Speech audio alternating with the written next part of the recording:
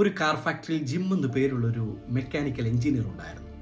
ജിമ്മിനെ ആ ഫാക്ടറിയിലുള്ള എല്ലാവർക്കും ഭയങ്കര ഇഷ്ടമാണ്. സൗമ്യതയോടുകൂടിയുള്ള അവൻ്റെ ആ വാക്കുകൾ എല്ലാവരെയും പലപ്പോഴും അത്ഭുതപ്പെടുത്തിയിട്ടുണ്ട്. എല്ലാ ദിവസവും ഉച്ചയ്ക്ക് 1 മണി തൊട്ട് 2 മണി വരെ ഈ ഫാക്ടറിയിലെ ബ്രേക്ക് ടൈമാണ്. ഉച്ചഭക്ഷണത്തിന് ശേഷമായിട്ട് ജിം ഫാക്ടറിക്ക് അടുത്തുള്ള ഒരു ദേവാലയത്തിങ്കിലേക്ക് 12:50 ആകുമ്പോൾ ഓടിച്ചെല്ലും. ഒരു വാക്കു മാത്രം പ്രാർത്ഥിച്ചിട്ട് ഇദ്ദേഹം നേരെ ഫാക്ടറിയിലേക്ക് തിരിച്ചു പോരും. ഇത് പതിവാക്കിയപ്പോൾ ആ ദേവാലയത്തിങ്കിലെ വൈദികൻ ഇവൻ പറയുന്ന വാക്കുകൾ ഒരിക്കൽ ശ്രദ്ധിച്ചു. ജിം പറയുന്ന വാക്കുകൾ എങ്ങനെയാണ്? Oh Jesus, I am gym.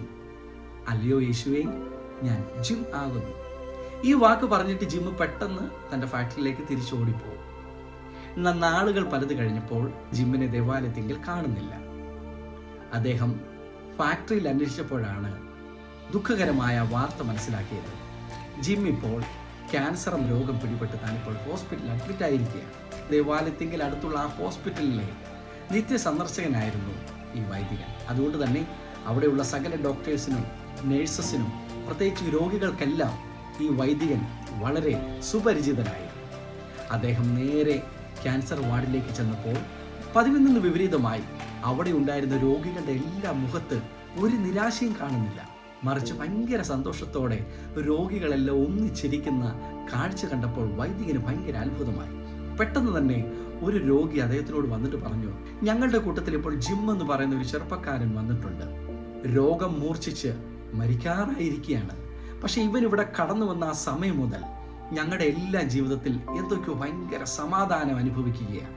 പെട്ടെന്ന് ഇദ്ദേഹം ജിമ്മിൻ്റെ അടുത്തേക്ക് ചെന്നിട്ട് ജിമ്മിനോട് ഇപ്രകാരം പറഞ്ഞു, നീ എല്ലാ ദിവസവും ദേവാലയത്തിൽ വന്ന് പ്രാർത്ഥിക്കുന്ന ഒരു വാക്ക് പ്രകാരമായിരുന്നില്ലേ? Oh Jesus, I am gym. നീ എല്ലാ ദിവസവും പ്രാർത്ഥിക്കുന്ന ആ യേശു നിന്നോട് തിരിച്ചെന്തെങ്കിലും പറയാറുണ്ടോ? പെട്ടെന്ന് അവൻ്റെ കണ്ണുകൾ നിറഞ്ഞൊഴുകിയിട്ട് ഇപ്രകാരം ജിമ്മ് ആ വൈദികനോട് പറഞ്ഞു, എല്ലാ ദിവസവും 12:50 കഴിയുമ്പോൾ ഞാൻ ഒരു ശബ്ദം കേൾക്കാറുണ്ട്. ആ കേൾക്കുന്ന ശബ്ദം ഇപ്രകാരമാണ്, ഓ ജിം, ഐ ആം ജീസസ്. അല്ലയോ ജിമ്മേ, ഞാൻ യേശുവാകുന്നു. ഞാൻ ഈ വാക്കുകൾ കേട്ട് കഴിയുമ്പോൾ എനിക്ക് രോഗമുണ്ടെന്നോ ഞാൻ മരിക്കാറായി കിടക്കുകയാണെന്നുള്ള ഒരു ചിന്ത പോലും എനിക്കില്ല. മറിച്ച് ഞാൻ ഈ കേൾക്കുന്ന വാക്കുകൾ എൻ്റെ കൂടെ കഴിയുന്ന മറ്റു രോഗികളുമായിട്ട് ഞാനിത് ഷെയർ ചെയ്യുമ്പോൾ അവരുടെ എല്ലാ മുഖത്തിൽ നിന്നും ഭയങ്കര സന്തോഷമാണ്. നാളുകൾ പലത് കഴിഞ്ഞു. ജിമ്മിനെ ദൈവം സൗഖ്യമാക്കി.